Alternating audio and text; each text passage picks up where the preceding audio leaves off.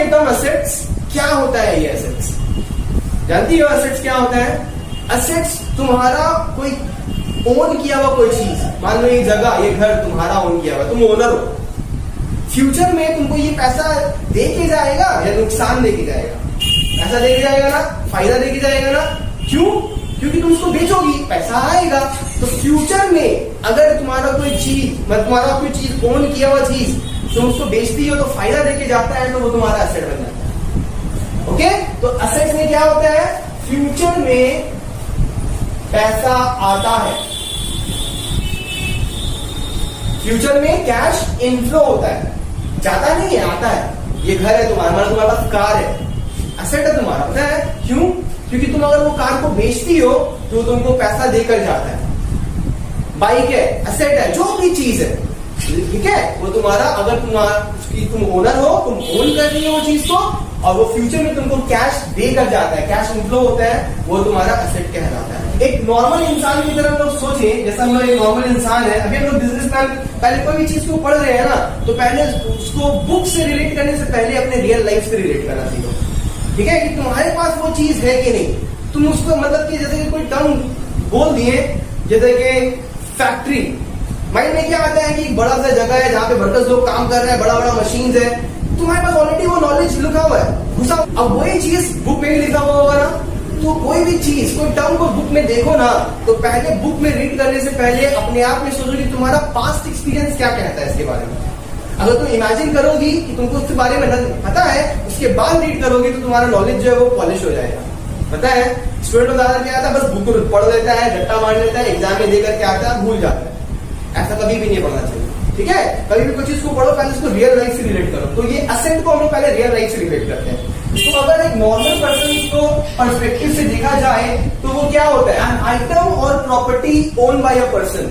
अगर एक इंसान कोई चीज, कोई प्रॉपर्टी, आइटम मतलब गाड़ी हो गया, कुछ भी हो गया, सामान, घड़ी हो गया, मोबाइल फोन हो गया, या कोई प्रॉपर्टी हो गया, जगह जमीन हो गया, बिल्डिंग हो गया, घर हो गया, फ्लैट हो गया, उसका अगर वो ओनर है तो वो इंसान का वो एसेट है। ये एक इंसान की पर्सपेक्टिव से देखे। अब तुम अगर बिजनेसमैन की पर्सपेक्टिव से देखोगी तो हर वो रिसोर्स जिसका वो ओनर है और वो उसको कंट्रोल कर सक रहा है, he is the owner of that resource and he is also controlling that resource, कहां पे उसको यूज करना है। रिसोर्स का मतलब क्या? जो भी चीज हम लोग प्रोडक्शन में डालते हैं उसको रिसोर्स बोलते हैं, राइट? जैसे कि हम लोग कुछ प्रोडक्शन की मशीनरी, रिसोर्स है। पैसा रिसोर्स है। Time is also a resource. जो मेहनत कर रहे हैं, labour is also a resource. Basically हम पढ़ते हैं लैंड, लेबर, कैपिटल, एंटरप्रेन्योरशिप, है ना, factors of production, those are the resource.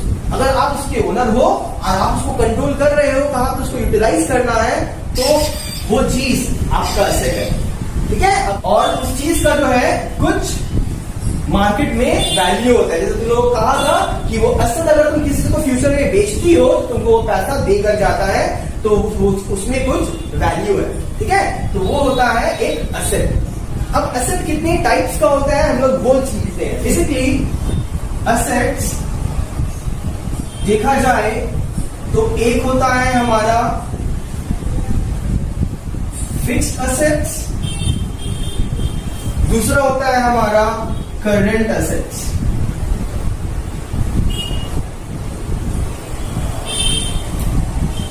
Assets का मीनिंग तो समझ में आ गया। अब ये दो प्रकार का एक और होता है फिक्टिशियस एसेट्स, उसके बारे में हम बाद में आएंगे। ठीक है, पहले फिक्स्ड और करंट का मीनिंग अच्छे से समझ लेते हैं, उसके बाद हम लोगों को सिखाएंगे कि फिक्टिशियस एसेट क्या होता है। फिक्स्ड एसेट ये एक एसेट होता है दैट मींस कि फ्यूचर में तुमको वो फायदा देकर जाएगा, मगर उसको जो तुम खरीदती हो बेचने के लिए नहीं खरीदती हो। जैसे कि तुम ये जगह खरीदी, मान लो ये मेरा फैक्ट्री है, यहाँ पे हम प्रोडक्शन करते हैं, तो ये जो हम खरीदे हैं उसको हम लॉन्ग टाइम के लिए यूज करेंगे।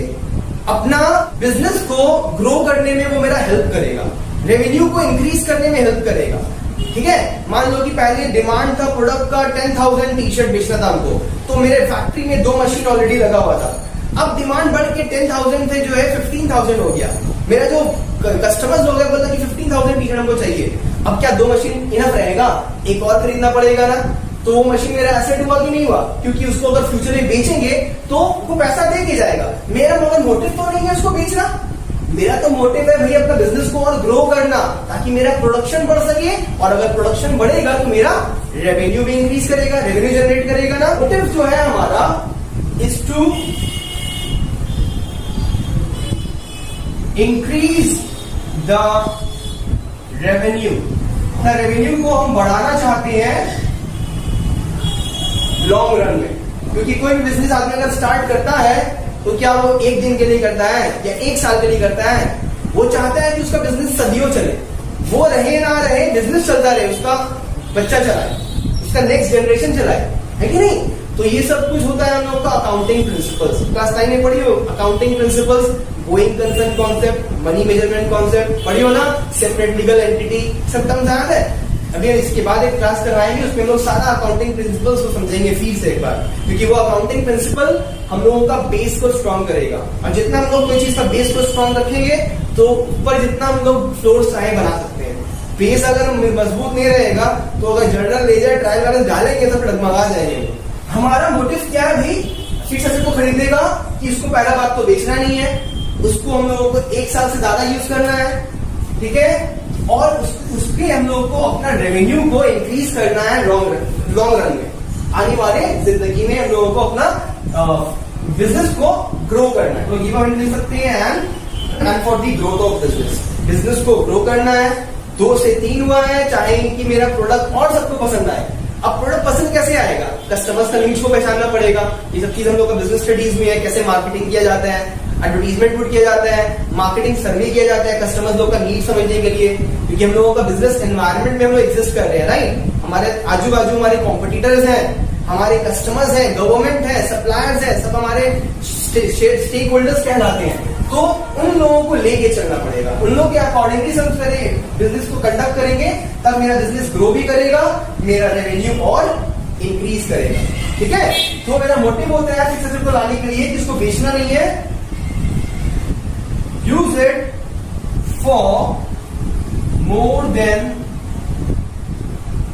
1 ईयर, 1 साल से ज्यादा इस्तेमाल, ठीक है? कोई भी एसेट का इस्तेमाल 1 साल से ज्यादा होता है फिक्स एसेट, 5 साल 10 साल 20 साल, जब तक कि वो खराब ना हो जाए, ठीक है?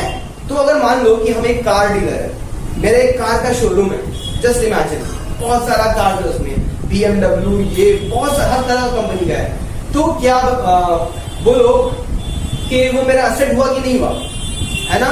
अब उसको लाए हैं हम, उसको क्या हम 1 साल से ज्यादा तक रखेंगे क्या? नहीं रखेंगे ना। हम चाहेंगे जितने जल्दी बिक्री हो जाए, खत्म होकर चला जाए, ताकि मेरा पैसा आ जाए शॉर्ट रन में। तो जिससे हम लोग शॉर्ट रन में पैसा कमाना चाहते हैं वो होता है हम लोग का करंट एसेट। फिक्स एसेट अगर वही चीज मान लो कि मेरा एक बिजनेस है, हम डिलीवरी का बिजनेस करते हैं, ठीक है, ट्रांसपोर्ट का, हम जो है ट्रांसपोर्ट का बिजनेस है मेरा। अब हम एक ट्रक खरीदिए, क्या मेरा मोटिव होगा बेचना उसको? वहां मेरा मोटिव होगा कि और ट्रक खरीदे ताकि मेरा और ये सर्विस जो बिजनेस है बढ़ सके, ट्रांसपोर्ट बिजनेस मेरा, है ना?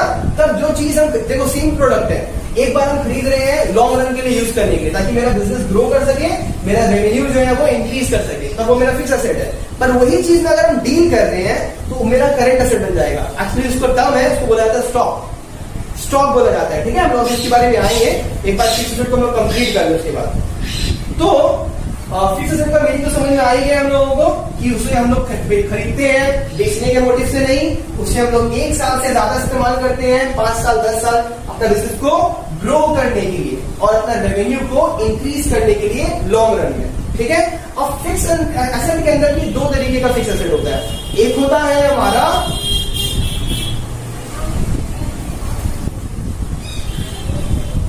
टैंजिबल फिक्स्ड असेट्स और दूसरा होता है इनटैंजिबल फिक्स्ड एसेट्स।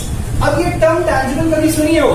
टैंजिबल का मतलब होता है जिसको हम छू सकते हैं, छू लिया, देख सकते हैं, टच कर सकते हैं, तो which we can see, which we can touch, that is called tangible assets.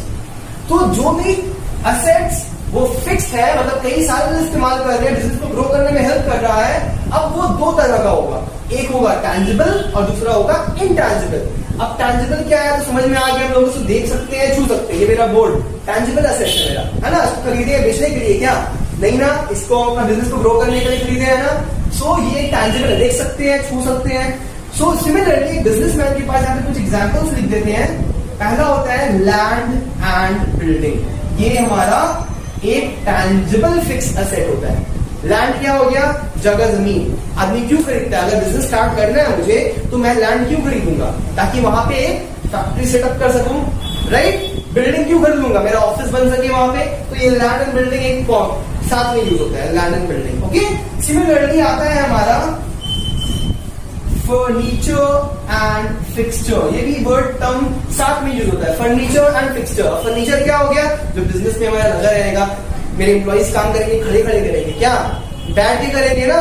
Sofa हो गया, कुछ भी फर्नीचर जो हम लगाना चाहे, बिजनेस में सेटअप करना चाहे, तो उसको हम कई साल तक रखेंगे। ऐसा तो नहीं है सेटअप करके उसको उखाड़ के बेच दिया एक साल बाद, नहीं। तो उसे लॉन्ग टर्म यूज कर रहे हैं और वो दिख रहा है, छू सक रहे हैं, तो वो हमारा जो है टैंजिबल फिक्स एसेट्स कहलाएगा। ठीक है, तो लैंड एंड बिल्डिंग हो गया, फर्नीचर एंड फिक्सचर हो गया।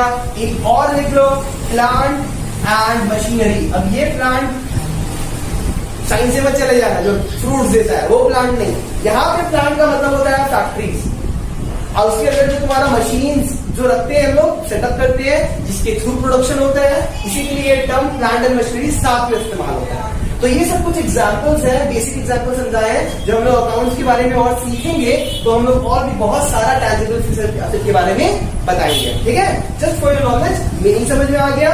देख सकते हैं वो फिक्स्ड एसेट को, छू सकते हैं वो फिक्स्ड एसेट को। लैंड एंड बिल्डिंग हो गया, प्लांट एंड मशीनरी हो गया, फर्नीचर एंड फिक्सचर हो गया। ओके, तो आ गया हमारा इनटैंजिबल फिक्स्ड एसेट। मैंने कहा ना फिक्स्ड एसेट दो तरह का होता है, टैंजिबल एंड इनटैंजिबल। तो टैंजिबल तो सीख लिया, उसको देख सकते थे, छू सकते थे। अब उसी का ऑपोजिट अगर आ जाओ, which we can not see, which we can not touch even, then how can it be a fixed asset? जिसको देख नहीं सकते हैं, एग्जिस्ट नहीं करता है, देख नहीं सकते हैं क्या? एग्जिस्ट नहीं करता है, ऐसा होता है क्या? नहीं ना, हवा को तो नहीं देख सकते हैं, एग्जिस्ट नहीं करता है क्या? अगर वो नहीं एग्जिस्ट करेगा तो हम एग्जिस्ट कर लेंगे? कभी नहीं। सिमिलरली कुछ ऐसा भी फिक्स्ड एसेट होता है जो दिखता नहीं है, ना ही उसको लोग छू सकते हैं, मगर वो तुमको फायदा देकर जाता है। पता है क्या? यस, तुम्हारा कंपनी का गुडविल। अगर ये गुडविल तुम कहीं सुनी हो, ठीक है, अगर इसका एक कॉमन टर्म बोला जाए तो हम लोग बोल सकते हैं रेप्यूटेशन। एक आदमी का रेप्यूटेशन है ना, एक कंपनी का रेप्यूटेशन, उसका रेप्यूटेशन से समान दिखता है उसका। तुमको अगर जाए जॉगिंग खरीदने मार्केट में, तुमको एक ड्रेस दिखेगा ब्रांडेड, ठीक है, एडिडास का स्पोर्ट्स टी शर्ट खरीदने की, एडिडास का दिखा, एक लोकल ब्रांड का दिखा, प्राइस दोनों का सिमिलर टाइप का था। एक का था एडिडास का टी शर्ट का प्राइस था तुम्हारा 1000 रुपीज और लोकल टी शर्ट तुम्हारा 700 में आ रहा था। तुमको पसंद आ क्या पसंद आएगा, लोकल वाला कि ब्रांडेड? क्यों? क्योंकि तुमको तुम्हारा उसके ऊपर ट्रस्ट है, ट्रस्ट है कि क्वालिटी वो खराब नहीं देगा, जल्दी वो खराब नहीं होगा, बॉडी में कंफर्टेबल फील होगा पहन करके, राइट? तो वो कंपनी का एक रेप्यूटेशन है मार्केट में। रेप्यूटेशन दिखता है क्या? फील कर सकते हैं ना, है ना? नाम देख के समझ आएगी ये सामान अच्छा होगा।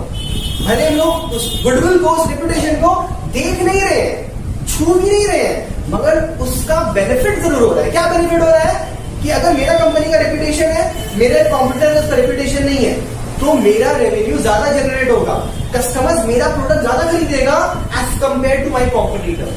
तो गुडविल से क्या होता है? रेवेन्यू अर्निंग पावर जो है वो एक कंपनी का इंक्रीज हो जाता है और वो कंपनी सक्सेस हो जाता है। जो स्टार्टिंग में हम देखे थे, है ना, ज्यादा प्रॉफिट्स कमाने लगता है, ज्यादा रेवेन्यू जनरेट करने लगता है। ठीक है, तो एक गुडविल के थ्रू ही एक कंपनी का रेवेन्यू इंक्रीज होता है। तो वो दिखता नहीं है, पर वो फिक्स एसेट है, एक साल में खत्म नहीं हो जाता है। जब तक तुम्हारा कंपनी पुमा का ब्रांड क्या खत्म हो, उसका गुडविल खत्म हो जाएगा, जिंदगी भर चलेगा जब तक वो कंपनी एग्जिस्ट कर रहा है। एक बार वो मेहनत किया है, गुडविल क्रिएट करने के लिए मेहनत भी वैसे करना पड़ता है, गुडविल अपने आप क्रिएट नहीं हो जाता है, हार्ड वर्क, डेडिकेशन सब चाहिए होता है गुडविल क्रिएट करने के लिए। और कोई एग्जांपल दे सकती हो? और एक होता है पेटेंट। नाम सुनिए, पेटेंट ये एक तरीके का राइट होता है जो कि कोई और नहीं यूज कर सकता है। कॉपीराइट भी एक वर्ड होता है, कॉपीराइट, ट्रेडमार्क। ठीक है, जैसे कि मान लो कि जैसे हम समझाएं प्यूमा के बारे में कि प्यूमा का एक लोगो होता है, ट्रेडमार्क होता है ना, और एडिडास का भी एक लोगो होता है, राइट, नाइकी का भी एक लोगो होता है। तो ये सब जो होता है ट्रेडमार्क होता है। इसके लिए, इसको यूज करने के लिए वो कंपनी गवर्नमेंट को कुछ पैसा पे करता है, चार्जेस पे करता है, फीस पे करता है, कोई भी इंसान उसका ट्रेडमार्क को चीट नहीं कर सकता। ठीक है, तो ये एक इंटेंजिबल एसेट है। कोई भी देखोगे तुमको दिख जाएगा उसकी मिलता जुलता, मगर थोड़ा सा चेंजेस रहेगा। प्यूमा का पोमा हो जाएगा या कुछ और हो जाएगा, एडिडास का एडिडास हो जाएगा, तो थोड़ा चेंजेस करेगा वो तो उसका ट्रेडमार्क को नहीं ले सकता, क्योंकि उसको उसका पेटेंट मिला हुआ है, राइट मिला हुआ है। अब ये राइट को कोई देख सकता है क्या, छू सकता है क्या? मगर राइट का बेनिफिट तो उठा सकता है। कोई और उसको चीट करे तो उसको वो केस कर सकता है, राइट? KFC चिकन बनाता है, उसको उसका राइट मिला हुआ है, ठीक है, जिस तरीके से वही बना सकता है। आदमी लोग तो चीट करता है बट एग्जैक्टली उसकी तरह नहीं कर सकता है, उसका नाम कोई नहीं यूज कर सकता है। आता है BFC, WBFC, क्या क्या आगे निकला हुआ है एरिया में, राइट? KFC को नहीं लिख सकता है क्योंकि उसको उस चीज का राइट मिला हुआ है कि वो चीज, वो नाम वही यूज कर होता है, राइट? तो ये सब एग्जांपल्स है इंटेंजिबल फिक्स्ड एसेट का। एक और होता है कॉपीराइट। CDs में ज्यादातर लोग दिखने को मिलता है कॉपीराइट, है ना? पायरेटेड CD मत खरीदो, है ना? आदमी होता है ना उसका एक डुप्लीकेट कॉपी बना देता है, उसको बोला जाता है, ठीक है? तो CD जो बनाता है उसका उसको कॉपीराइट मिल जाता है, कोई उसको चीट नहीं कर सकता। करेगा अगर पकड़ा के तो उसको सू कर देगा, केस हो जाएगा उसके अगेंस्ट।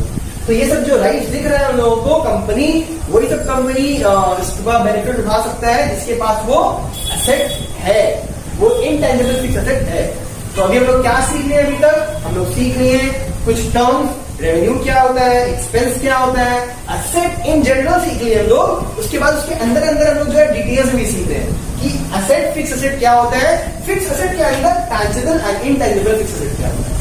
अभी हम लोग आ जाएंगे करंट एसेट के ऊपर। तो जैसे कि मैंने अभी आप लोगों को समझाया कि फिक्स एसेट को लॉन्ग टर्म के लिए रखा जाता है, बट करंट एसेट को they are held for short term, मतलब कि कुछ टाइम के लिए रहता है फिर नहीं रहता है।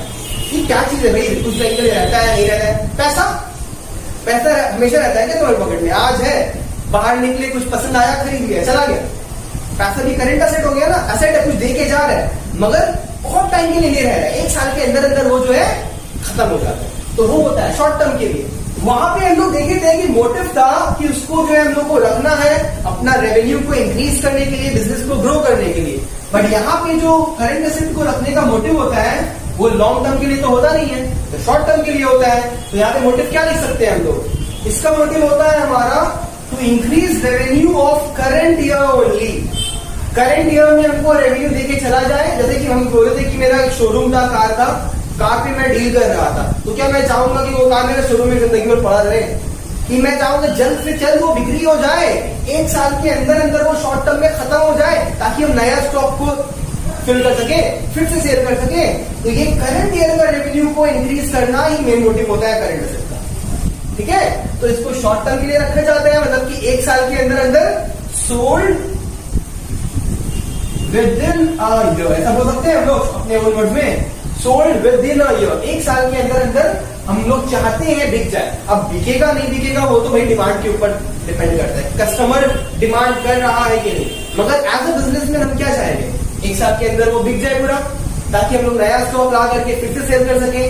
जितना सेल करेंगे उतना रेवेन्यू जनरेट करेगा, जितना रेवेन्यू जनरेट करेगा उतना ज्यादा हम लोग प्रॉफिट्स कमा सकेंगे, और जितना ज्यादा प्रॉफिट्स उतना सक्सेसफुल मेरा बिजनेस होएगा।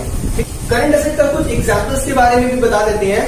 तो जैसे कि मान लो कि हम लोग इनके बारे में देख ही रही हैं कि जैसे कि मैंने अभी कहा स्टॉक के बारे में, तो स्टॉक मेरा क्या हो गया? करंट एसेट हो गया ना, क्योंकि हम चाहेंगे कि मेरा जो स्टॉक पड़ा हुआ है वो जल्द से जल्द कैश में कन्वर्ट हो जाए, चाहेंगे कि नहीं कि वो एसेट मेरा कैश में कन्वर्ट हो जाए। अब देखो ये स्टॉक भी करंट एसेट है, कैश भी करंट एसेट है। हम क्यों चाहेंगे स्टॉक कैश में कन्वर्ट हो जाए? क्योंकि कैश एक ऐसा चीज है बहुत ही, मतलब कि बहुत ही लिक्विड है, कोई भी उसको यूनिवर्सली एक्सेप्टेड है। पढ़िए ये चीज समझिए, यूनिवर्सली एक्सेप्टेड। यूनिवर्सली एक्सेप्टेड मतलब कि कोई भी इंसान को तुम पैसे दोगे कभी इनकार नहीं करेगा, है ना? मैं कुछ सामान दे दो, अगर उसका पसंद नहीं आएगा तो मना कर सकता है। फटा हुआ टी-शर्ट दे दो, नहीं लेगा। कोई फटा हुआ टी-शर्ट का दाम दे दो 20 रुपया, नहीं लेगा, ठीक है? तो कैश एक ऐसा, कैश क्या है? करंट एसेट के अंदर भी एक एसेट आता है, याद रखोगे, लिक्विड एसेट। ये लिक्विड वो नहीं है जो लोग पीते हैं पानी, पानी भी लिक्विड होता है ना, बट ये करंट एसेट जो है, लिक्विड एसेट जो आप देख रहे हैं, ये करंट एसेट का एक सब कैटेगरी है। वो लिक्विड एसेट क्या होता है, which can be easily converted into cash. कोई भी ऐसा चीज जो कि कैश में इजिली कन्वर्ट होता है। तो cash is itself a cash, तो will cash be a liquid asset? Yes, cash is a liquid asset. कहीं पे तुम सिक्योरिटीज है, शेयर्स में इन्वेस्ट किए हो, उसको बेच के तुम जल्दी से कन्वर्ट कैश में कन्वर्ट कर सकती हो ना, that is also your liquid asset, your securities. आए बात समझ में? तो कितने सारे टर्म सीख लिए। फिक्स एसेट के अंदर था हमारा टैंजिबल और इनटैंजिबल, करंट एसेट के अंदर क्या है, liquid asset. Okay, so stock is a current asset, हम चाहेंगे एक साल के अंदर बिक्री होकर कैश में कन्वर्ट हो जाए। Cash is also a current asset and it is also a liquid asset because which can easily be converted into cash, that is called liquid asset. Okay, और क्या हो गया हमारा करंट एसेट, और हो गया हमारा मान लो कि डेटर्स। अब देखो यहाँ पे ये डेटर्स क्या होता है। ये डेटर्स एक इंसान होता है, पता है? इसके बारे में मैं खुद एग्जाम्पल के थ्रू तुम लोगों को समझाएंगे तो ज्यादा समझ में आएगा। डेटर से पहले एक और टर्म समझा देते हैं कि बैंक में जो पैसा पड़ा हुआ रहता है ना, बैंक में जो पैसा हम लोग रखते हैं उसको भी हम लोग निकाल सकते हैं ना जल्दी से। तो bank is also a current asset and bank is also a liquid asset. It can easily be converted. Just हम लोग को जाना होता है एटीएम कार्ड डालना होता है, पैसा आ जाता है, बैंक में जाकर लोगों को पैसा मिल जाता है कि नहीं? So these things are our liquid assets, okay? And it is also a current asset which can converted into cash within a year, okay? Converted into cash within a year. Those are our current asset, ठीक है? तो bank भी current asset है, stock भी current asset है, cash भी current asset है। अभी जो तुम लोग हम सिखाने जा रहे हैं डेटर्स, इसमें स्टूडेंट लोगों को कंफ्यूजन होता है क्योंकि ये दो टर्म है, डेटर्स एंड क्रेडिटर्स। इंसान लोगों को इसमें बहुत कंफ्यूजन होता है, मगर 5 मिनट में तुम लोगों को ये कंफ्यूजन जो है पूरा क्लियर हो जाएगा। एक एग्जाम्पल के थ्रू इसको हम सीखेंगे। देखो ध्यान से,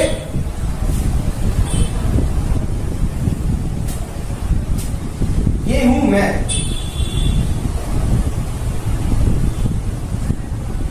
होलसेलर। सो ये जो है होलसेलर, ये हम लोग इंडिविजुअली मान लेते हैं, ये तुम हो, ठीक है? ये तुम होलसेलर हो। तुम क्या करती हो कि तुम प्रोड्यूसर से या मैन्युफैक्चरर से प्रोडक्ट्स को खरीदती हो। ये है प्रोडक्ट। अब तुम मान लो कि ये प्रोडक्ट खरीदी हो 1 लाख रुपीज में मैन्युफैक्चरर से, मगर तुम अभी तक कैश पेमेंट नहीं की हो। तुम जो है ये चीज बकाया में खरीदी हो, और जो भी चीज बकाया में खरीदा जाता है उसको हम लोग बोलते हैं क्रेडिट। उधारी को हम लोग बोलते हैं क्रेडिट। आया बात समझ में? अब ये बंदा तुमको 1 लाख रुपए का सामान दिया है, तुमने उसको पेमेंट किया नहीं है, तो क्या तुमको छोड़ देगा जिंदगी भर के लिए? क्या करेगा वो? जल्द से जल्द वो चाहेगा कि अपना पैसा रिकवर कर ले, तुमसे ले ले। अब तुम क्या किए हो, वो सामान लेकर के रिटेलर को बेच दियो। कितने में बेची हो तुमने? तुमने बेचा है वही चीज को 1,20,000 में। 1,20,000 एक्स्ट्रा में बेच रही हो ना, ऑब्वियस सी बात है। ये तो भैया एक बिजनेसमैन है, ये क्या ऐसा वैसा इंसान है? ये बिजनेस कर रहा है, प्रॉफिट चाहिए होगा। 1 लाख का सामान को 1,20,000 में बेचा है, पर ये भी वही चीज किया है कि कैश में नहीं बेच करके उधारी में बेचा है, क्रेडिट में बेचा है। तो ये क्रेडिट परचेज कहलाएगा और ये क्रेडिट सेल कहलाएगा, क्योंकि इससे वो परचेज कर रहा है और इसको वो सेल कर रहा है। क्लियर है यहां तक कहानी, राइट? अब क्या हुआ कि इसको जो खरीदा है ये इसको 1 वीक का टाइम दिया कि तुम मुझे 1 वीक के अंदर अंदर मेरा 1 लाख रुपए का पेमेंट कर दो। तो देखो इसको तुम बाद में पे करोगी ना, मगर ये तुम्हारा नुकसान वाला इंसान है। यहां पे तुम्हारा फ्यूचर में कैश आउटफ्लो होने वाला है क्योंकि तुम इसको पे करोगी। अब तुम अगर कहानी यहां मोड़ ले लो तो यहां पे क्या होगा, तुमने इसको सेल किया था, तुमको इससे पैसा रिसीव होगा ना, तो फ्यूचर में तुमको पैसा यहां पे क्या होगा, इनफ्लो होगा ना। तो जो इंसान से इनफ्लो हो रहा है वो मेरा एसेट कहलाएगा, और अगर फ्यूचर में मुझे पे करना है तो वो मेरा ऑपोजिट चीज क्या होता है पता है तुमको? लायबिलिटी कहलाता है, लायबिलिटीज। ओके, अभी इसके बारे में अभी आवाज नहीं है, बट शॉर्ट में से सिखा दे रहे हैं। तो अगर तुमको फ्यूचर में किसी से पैसा मिलेगा वो एसेट कहलाता है।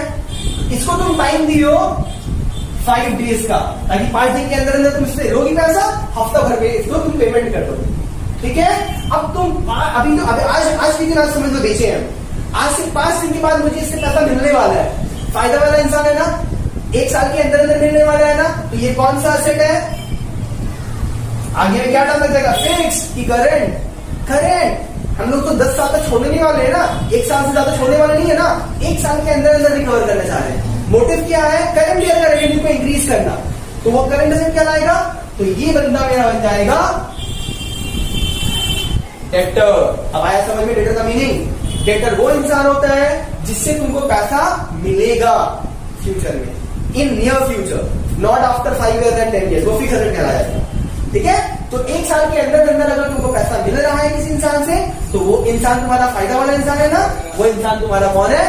डेटर। और वो इंसान जिसको तुम पेमेंट करोगी इन फ्यूचर, वो तुम्हारा नुकसान वाला इंसान है ना, लाइबिलिटी है ना, और उसको तुम 1 साल के अंदर अंदर कर रहे हो ना, तो ये शॉर्ट टर्म लाइबिलिटी है, तो ये तुम्हारा बन जाता है क्रेडिटर। एक ही एग्जाम्पल में दोनों टर्म समझ में आ गया? हाँ, क्रेडिटर कौन होता है? जिसको तुम पे करोगी इन फ्यूचर, तुम्हारा लाइबिलिटी है वो। डेटर कौन हो गया? जिससे तुम पैसा रिसीव करोगी इन फ्यूचर, तुम्हारा एसेट हो गया। ठीक है, कौन सा एसेट? Current asset. कौन सा liability? Short term liability. Liability में करंट और फिक्स नहीं होता है, ठीक है, long term and short term होता है।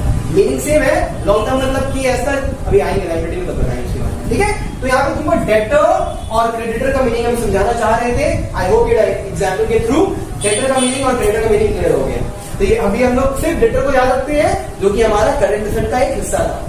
ठीक है, अब यहाँ पे तुमको एक और टर्म सिखा देते हैं, bills receivable and bills payable का। इसी एग्जांपल से हम लोग सीख लेंगे। ठीक है, तो अभी हम लोग सीख लिए कि डेटर क्या होता है और क्रेडिटर किसे कहते हैं, पूरा मीनिंग क्लियर है। अब इसी एग्जांपल से हम लोग बिल्स रिसीवेबल और बिल्स पेएबल का भी मीनिंग क्लियरली सीख लेंगे। अब देखो, जैसे कि तुम लोगों को मैंने कहा था कि ये जो तुम हो, तुमने होलसेलर से खरीदा था सामान, क्रेडिट परचेज किया था, बकाया में खरीदा था ना, उधारी में 1 लाख रुपीस का, तो ये बंदा तुमको जो है एक बिल देगा।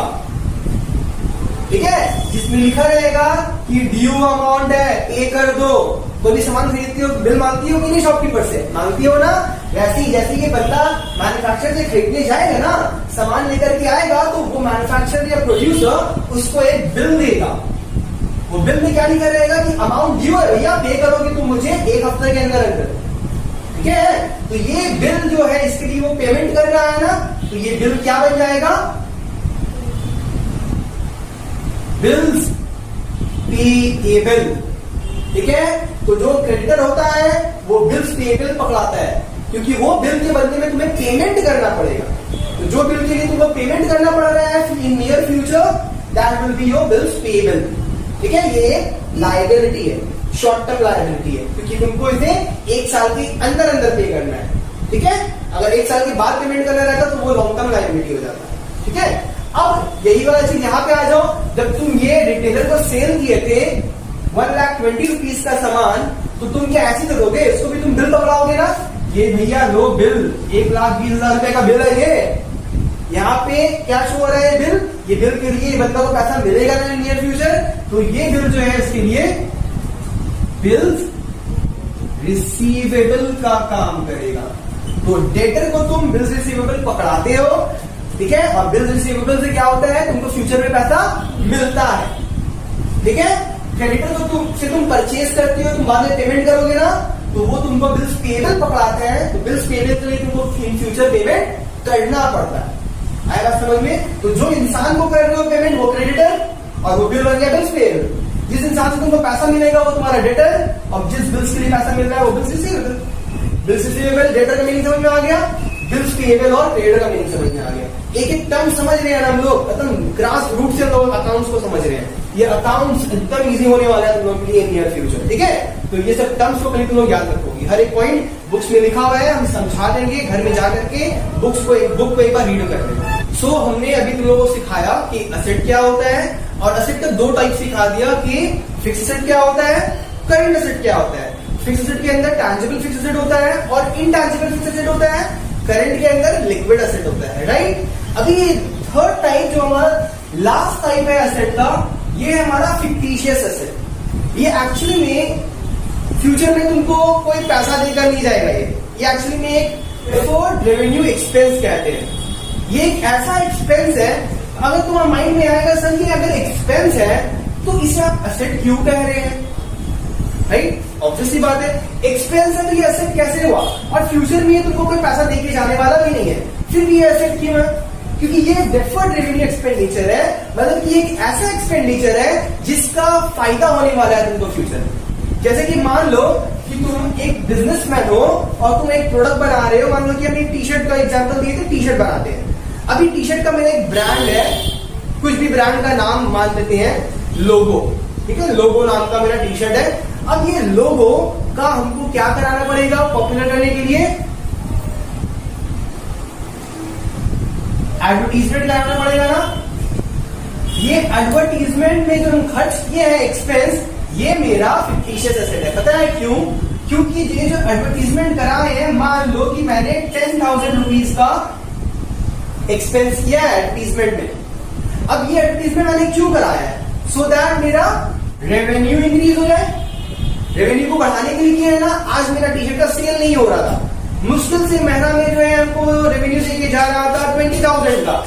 एक बार और 10,000 का खर्च किया ना, अब मेरा सेल होता है 60,000 रुपीज का। फायदा है कि नहीं? खर्च किए है, एक तरीके का खर्च है, मगर ये खर्च से क्या हुआ है? मेरा रेवेन्यू इंक्रीज हो गया, मेरा सेल इंक्रीज हो गया है। ओके, तो सेल बढ़ाने के लिए ये एक्सपेंडिचर किया जाता है, और इसका फायदा मुझे मिल रहा है, मान लो 5 years तक, 5 साल तक ये एडवर्टीजमेंट मेरा टीवी में शो हो रहा है। ये जो एडवर्टीजमेंट पुट किए है ना, 5 साल तक जो है वो टीवी में मेरा शो करेगा। तो 5 साल तक जब तक वो टीवी में दिखाएगा, कस्टमर्स के माइंड में मेरा प्रोडक्ट घूमेगा ना, वो आएगा, खरीदेगा ना, मेरा सेल्स इंक्रीज होगा ना। तो ये 5 साल अगर तक चल रहा है, तो अगर इफेक्टिवली देखा जाए तो हर एक साल में मैंने कितना खर्च किया है? 10,000 मैंने टोटल खर्च किया है, जिसका फायदा मुझे 5 साल तक होगा। अगर तो इफेक्टिवली देखे तो हर एक साल में मेरा 2,000 रुपीज खर्च हो रहा है पर ईयर। ये 5 साल तक चल रहा है, एक बार में पेमेंट कर दी है, तो हर एक साल में 2,000 रुपया का खर्च हो रहा है ना। हर साल 2,000 देने के बजाय हम एक बार में बल्क अमाउंट दे दिए, उसका मुझे 5 साल तक बेनिफिट हो गया। ठीक है, तो जैसे जैसे एक साल गुजरेगा तो वो 8,000 हो जाएगा, फिर गुजरेगा 6,000 हो जाएगा, फिर गुजरेगा 4,000 हो जाएगा, फिर जब फिर गुजरेगा वो खत्म हो जाएगा, 4,000, 2,000, 0 नील। तो इसका बेनिफिट 5 साल तक चल रहा है। तो ये एक्सपेंडिचर से मेरा क्या हो रहा है? सेल्स इंक्रीज हो रहा है। फ्यूचर में मुझे पैसा तो नहीं दे रहा है, मगर हेल्प कर रहा है पैसा कमाने। That is my fictitious asset. Okay, so ये सब चीज के बारे में जो है हम लोग एसेट्स जो है हम लोग क्लियर कर लिए हैं। अब हम लोग स्टार्ट करेंगे लायबिलिटी। तो आज के लिए एसेट का मीनिंग तक रहने देते हैं, इसको डाइजेस्ट कर लेते हैं अच्छे से। होपफुली तुम लोगों का एसेट जो है आज मैंने क्लियर करवा दिया। ठीक है, मेरी नेक्स्ट वीडियो में मैं लाइबिलिटी का डिटेल कॉन्सेप्ट और अकाउंटिंग प्रिंसिपल का डिटेल डिस्कशन करूंगा। अगर आप लोगों को ये वीडियो पसंद आया हो तो लाइक, कमेंट और अपने फ्रेंड्स के साथ शेयर करना ना भूलें, और चैनल को सब्सक्राइब कर लें। Thank you all for watching this video.